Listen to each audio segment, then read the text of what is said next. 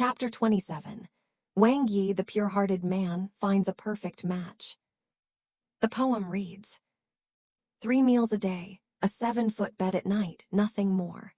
Why strive so hard for worldly riches? Consider the wealth and power of Jiangnan, the entanglements of Lin Chun and Jai Qi. In the end, one becomes a captive, wives and concubines left to rot in the mud. How different from the Tang and Yu dynasties, where thatched huts remained untrimmed, water was drunk and clothes were made of hemp. Enjoying a lasting reputation, their joy was boundless. Alas, the world is unenlightened, only recognizing bones as their home. In the noisy scramble for power and victory, who recognizes the beauty before their eyes? Right tune, Man Ting Fang. The resources of the world are finite, but the human heart is infinite. Speaking of a ruler, even if he possesses the wealth of the 4 seas, what harm does it do to the people? Which project isn't purchased with the people's money, which isn't a transfer of the people's labor? And in the process, which part isn't exploited and plundered by the common people? The emperor, secluded in his palace, is oblivious to the constant construction of palaces, halls, pavilions, and towers. With palaces and towers come decorations, embellishments, and furnishings, far more than just construction. It only ends when the empire is ravaged. Now, let's talk about Emperor Yang's increasingly licentious desires. He first ordered 10 guards, including Su Tingfu, to select embroiderers. Then he ordered Yuan Kai to build the Xianren Palace in Luoyang, and he ordered Ma Xiumu and Ling Huda to dredge waterways. He wanted to visit Luoyang and also wanted to tour Jiangdu. This caused the people to run around in circles, either forced to build or to labor on river works and various procurements. Every government office, prefecture, and county was in a state of utter chaos. Even if everyone else were to do their work, it wouldn't be difficult, let alone the court, which only spent a few million taels of silver but burdened the people of the land. Before long, the area of Tokyo was vast, and not only had the Xianren Palace been completed, but Yu Shiji, also wanting to please the court, submitted a memorial, saying, "Although the Xianren Palace has been completed, I fear that one palace is insufficient for the emperor's travels. Therefore, I have selected a fertile site to the west of the palace to build a garden, which will be suitable for the emperor's travels." Emperor Yang was delighted upon reading the memorial and ordered Yu Shiji, "Your memorial is very much to my liking. You are to proceed with the construction as you see fit, and not to be careless or fail to meet my expectations." So 5 lakes were created in the southern half, each 10 li in circumference, surrounded by exotic flowers and rare herbs. Several long dikes were built along the lakes, with pavilions every 100 steps and terraces every 50. Peach trees lined both sides, and willows lined the banks. Dragon boats and phoenix barges were built to float on the water. In the north, a North Sea was dug, 40 li in circumference, and canals were built to connect it to the 5 lakes. 3 mountains were built in the sea, Pinglai, Fangzheng, and Yingzhou, like 3 mythical mountains in the sea. Pavilions and palaces were built on the mountains, surrounded by a canal. The mountaintops were 100 zhang high, from which one could look back at the western capital and also see the lakes and seas of Jiangnan in the distance. A main hall was built at the junction. In the winding area north of the sea, a long canal was dug to draw in fresh water from outside, meandering and winding its way to the sea. Along the scenic spots of the canal, a courtyard was built, with 16 courtyards in a row, to house beauties and to be worshipped. The walls of the courtyards were all made of glazed tiles and purple mud walls. The 3 mountains were all constructed from long, strangely shaped rocks, piled up in a rugged, jagged pattern. The pavilions and terraces were made entirely of rare and exotic materials, adorned with gold and silver, resembling brocade and jewels.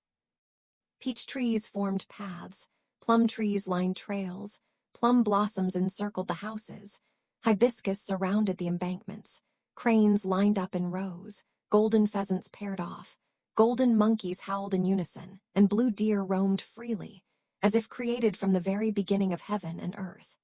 It was unknown how many lives had been lost or how much money and grain had been wasted to complete it.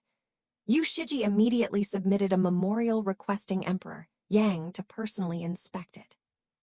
Emperor Yang, upon receiving the memorial requesting to witness its completion, was overjoyed. He immediately chose a day, and together with Empress Xiao and the imperial concubines, set off in their carriages towards Dongjing, Kaifeng. In no time they arrived at Xianren Palace. Yuan Kai and Feng Dei were already there to receive them. After paying their respects, they led Emperor Yang's carriage through the main gate, allowing him to see the palace floor by floor. There he saw soaring beams reaching the sky, pillars connecting to the heavens. Painted beams reach straight to the stars, pavilions traverse the sun and moon. Jade gates and doors like a fairyland, golden palaces and jade steps, resembling the imperial palace of the 9 heavens. Curtains and blinds lock in auspicious clouds stretching for 10,000 miles. Fragrant aromas gather in the auspicious mist of the heavens. Truly, the Ying Pond is a place of elegance and refinement, the Jik Tower a place of wealth and honor.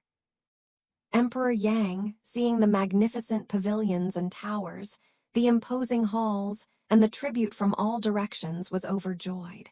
He exclaimed, "The merits of these 2 ministers are truly great." He immediately ordered gold and silk to be generously bestowed upon them, and then kept them in the back courtyard for drinks. Indeed, do not say that heaven is benevolent and humankind is kind. Arrogant rulers always favor treacherous ministers. If not for boasting of grand construction projects, why did the southern journey not end?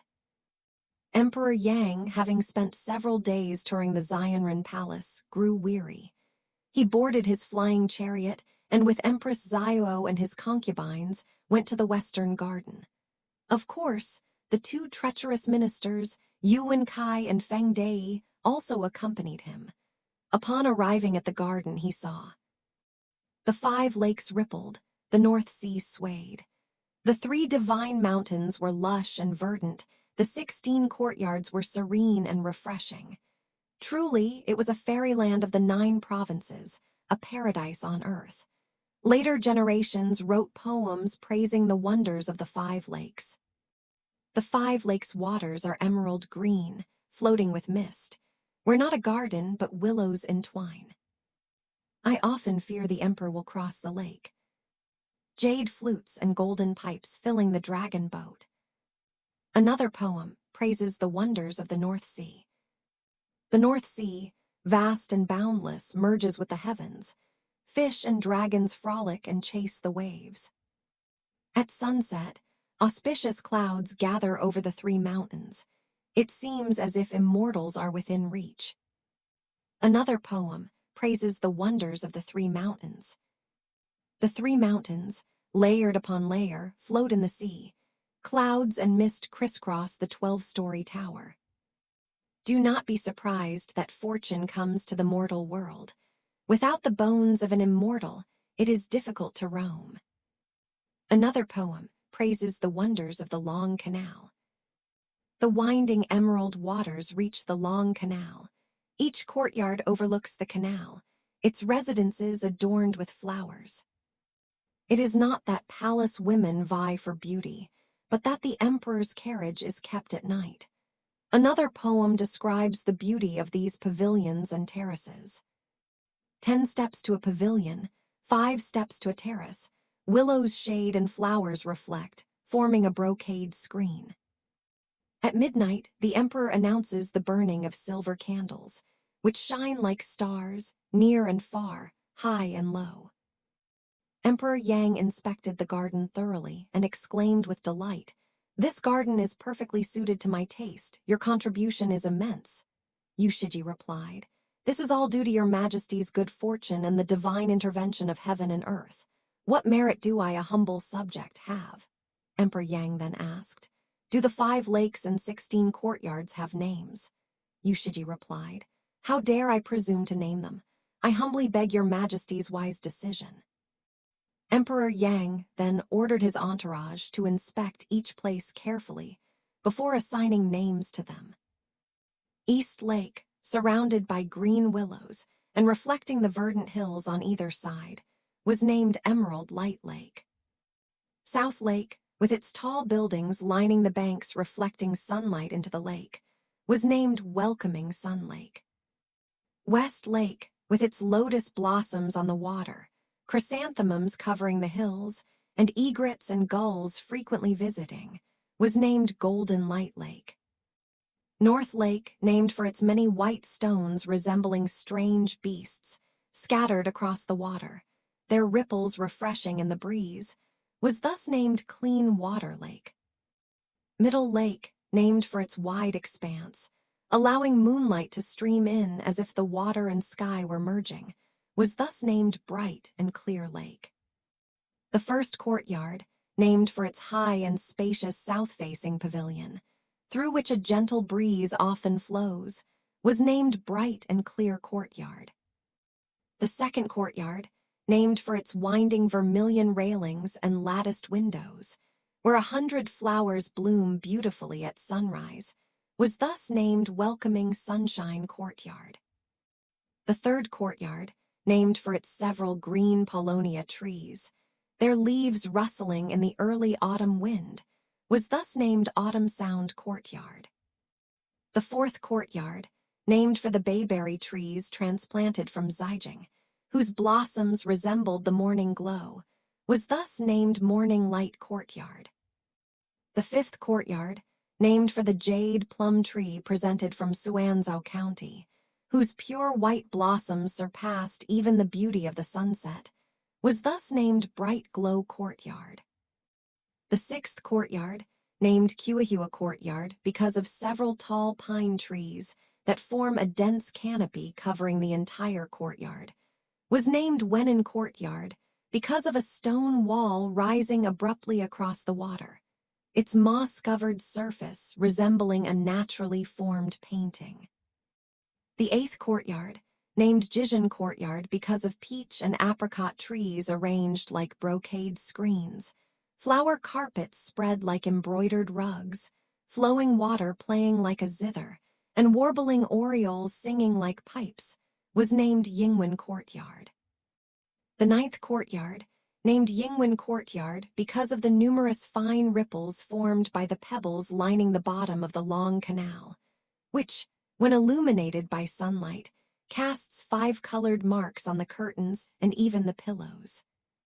The 10th courtyard, named Yifeng Courtyard because of the red pavilion protruding from the center, surrounded by sparse bamboo, resembling the cry of a phoenix, was named Renjai Courtyard. The 11th courtyard, named Renjai Courtyard because of the mountain on the left and the water on the right, signifying the joy of mountains and water. The 12th courtyard, with its path blocked by piled-up rocks and accessible only by small boats along a canal, is named Qingxiu Courtyard, Palace of Pure Cultivation, because of the peach blossoms and flowing water, creating a unique atmosphere.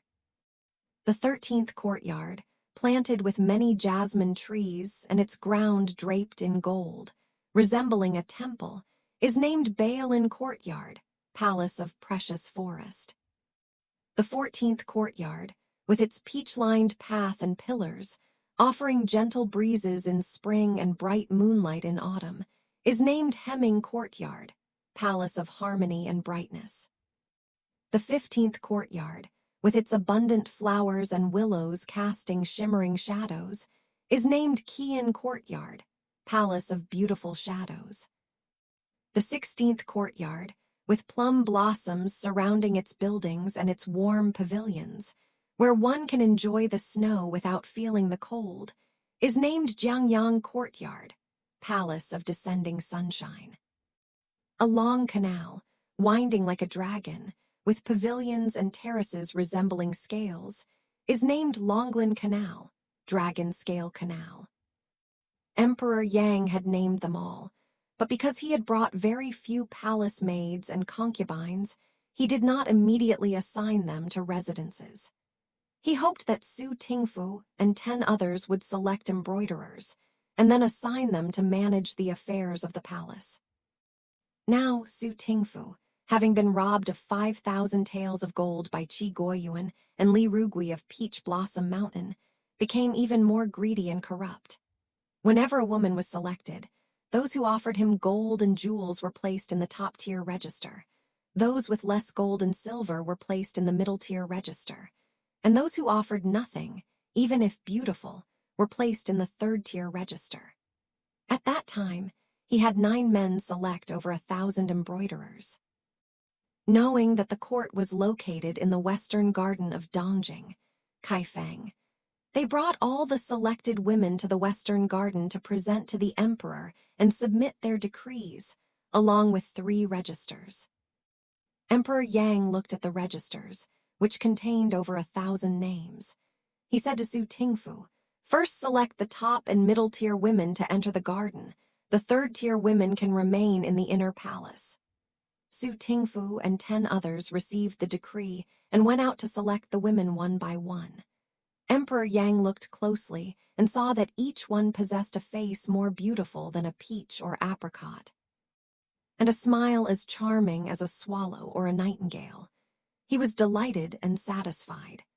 Following Empress Xiao's example, she selected the most beautiful of the best, choosing 16 women with graceful figures, elegant bearing, and dignified demeanor, bestowing upon them the title of 4th-rank ladies. She then appointed them to oversee the affairs of the 16 courtyards of the Western Garden, granting each a small jade seal engraved with the courtyard's name for use in writing memorials and reports to the emperor. She also selected 320 elegant and charming women to serve as concubines, 20 in each courtyard, instructing them to learn music, dance, and music to serve at banquets. The remaining women, in groups of 10 or 20, were assigned to various roles, including dragon boat races, phoenix dances, pavilions, and terraces, along with palace maids brought from the harem. She also appointed the eunuch Ma Shuzhang as the commander of the Western Garden, entrusting him with the sole responsibility of managing entry and exit. In no time, the Western Garden was filled with rows of brocade and silk. The 16 ladies, each with their own palace, all craved the emperor's favor. They furnished their courtyards with music, chess, calligraphy, and paintings, and arranged elaborate musical instruments, hopping to attract the emperor's attention.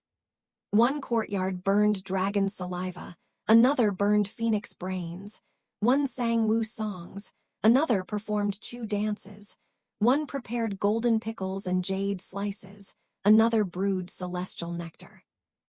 All these elaborate arrangements only won the emperor's fleeting pleasure during his visits. After a single visit, he grew weary and sought new and unusual pleasures. Indeed, 1,000 kinds of palace entertainment, all for the emperor's fleeting joy. All day long, they schemed over their concubines, while the empire was given to others to admire. These foreign islands, having heard that the new emperor delighted in sensual pleasures and material gains, sent tributes of rare treasures, fine horses, and beautiful women from remote regions. One day, when Emperor Yang held court, a short man named Wang Yi from Daeju in southern Chu presented himself. He was handsome with thick eyebrows and bright eyes, short in stature, and his manners were pleasing to the eye. He was also eloquent and quick-witted, adept at responding to others. Emperor Yang, after examining the man, asked, "You are neither a stunning beauty nor a priceless treasure. What merit do you possess that you dare to offer this tribute?" Wang Yi replied, "Your Majesty's virtue surpasses that of Yao and Shun, and your wisdom surpasses that of Yu and Tang. The people of the distant southern Chu, having received the sage's teachings of humility and frugality, dare not bewitch your Majesty with a beauty that could topple a nation or an inauspicious treasure. Therefore you have sent this humble servant, a mere dwarf, to serve you. Though I am unworthy, my heart is filled with loyalty and righteousness, and I hope your Majesty will accept me." Emperor Yang laughed. "I have countless civil and military officials here, each one a loyal and righteous minister. Why are you the only one? Wang Yi said. Loyalty and righteousness are the treasures of a nation. A ruler is always concerned with not having enough. How can one be greedy and discard them? Moreover, the loyalty of a dog or horse to its master is what a gentleman values. Although I am a commoner from afar, I am truly concerned with the morals of the people. How can your majesty bear to discard me alone? Emperor Yang was overjoyed upon hearing this, and richly rewarded the man who had offered the tribute, keeping Wang Yi at his side for his service. From then on, Emperor Yang always had Wang Yi serve him, whether at court or on excursions. Wang Yi was always cautious and considerate, and Emperor Yang grew very fond of him. As he became more familiar with him, he wanted him by his side constantly, but he could not bring him into the palace. One day, after court, Emperor Yang was about to retreat to the inner palace when he turned around and saw Wang Yi with a sorrowful expression. Emperor Yang asked, Wang Yi, why do you look so distressed? Wang Yi hurriedly replied, Your Majesty's great favor has brought me so close to your Majesty's countenance. It is truly an unparalleled opportunity. But I regret that the inner palace is so close, preventing me from freely attending to you and serving you as a servant. Therefore, I am always resentful. Today, my sorrow is evident on my face. I beg your Majesty's forgiveness. Emperor Yang said, I also cannot do without you at all times, but I regret that you are not of the palace. What can I do? With that, his imperial carriage had already entered the palace. Wang Yi stood at the palace gate, unwilling to turn back yet afraid to enter, lost in thought. Suddenly, someone gently patted his shoulder from behind and said, Wang Zioner, what are you thinking about? Wang Yi turned around and saw Zhang Cheng, the eunuch guarding the Zionren palace. He hurriedly replied, Eunuch Zhang, I was unaware of your presence. Zhang Cheng asked, His Majesty treats you well, even with such favor. Is there anything you're unhappy about that makes you so lost in thought? Wang Yi, feeling a sense of familiarity with Zhang Cheng, said, To be honest, I, Wang Yi, am deeply grateful for the Emperor's favor and am willing to serve him day and night, hoping to repay his kindness. However, the palace is a barrier, preventing me from fulfilling my desires. Therefore, I am often filled with resentment. I hoped the old man would see through my plan today. Zhang Cheng chuckled, teasing him. Wang Zioner, if you want to enter the palace, what's so difficult about that? Just gently cut off that crease down there. What's stopping you from entering the palace? Wang Yi pondered. I've heard that castration is for young children. I'm afraid I can't do it now. Zhang Cheng said, It's doable, but I'm afraid you can't bear the pain. Wang Yi said, If I can do it, what's wrong with enduring the pain? Zhang Cheng said, If you really want to do it, I have a wonderful medicine to send you. Wang Yi said, A man's words are never false. The two chatted and laughed for a while, then walked hand in hand out of the palace and sat down at Zhang Cheng's house. Zhang Cheng prepared wine to entertain them. After 3 cups of wine, Wang Yi repeatedly asked for medicine. Zhang Cheng said, Now that you have the medicine, you must consider this carefully. Don't be too happy now, or you'll be unable to marry a wife or have a son later, and then blame me. Wang Yi said solemnly, Since I have met such a wise and understanding person, I would not hesitate to die for him. How could I possibly worry about my wife and children? Zhang Cheng then went inside and brought out a knife that could cut a hair with a single blow, along with 2 packets of medicine. He placed them on the table, pointed to them, and said, This yellow packet is an anesthetic. Mix it with wine and drink it, and you will feel no pain. This 5-colored packet is a miraculous medicine to stop bleeding and heal wounds. It contains pearls, amber, and other rare treasures. Apply it and it will seal the wound. This knife is what I need to do. I'm giving you these 3 items. Brother, you should consider them carefully before you go back. Wang Yi said, Since you have given me this guidance, how about I help you? Zhang Cheng said, I'm afraid I can't do that.